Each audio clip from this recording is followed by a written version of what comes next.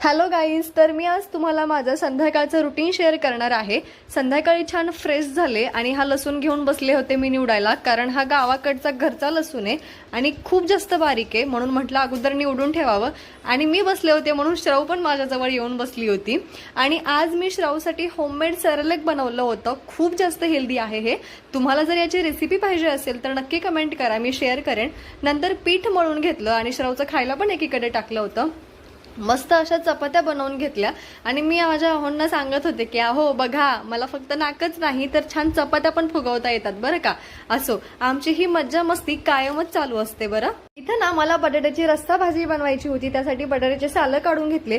कढईमध्ये कढीपत्ता, जिरं, मोहरी छान तडतडू दिलं आणि खोबरं लसूण मी ठेचून घेतलं होतं ते टाकलं। थोडंसं लालसर झालं की त्यामध्ये सगळे मसाले ऍड केले आणि बटाटे टाकून दिलं। छान थोडंसं फ्राय झालं की मी पाणी गरम करून घेतलं होतं। भाजीला छान तरी येते गरम पाण्याने आणि चवीपुरतं मीठ टाकून भाजीला छान उकळी फुटू दिली आणि त्यामध्ये भाजलेला शेंगदाण्याचा कूट टाकला। थोडीशी बारीक चिरलेली कोथिंबीर घातली आणि मस्त असं जेवण आज रेडी झालं होतं।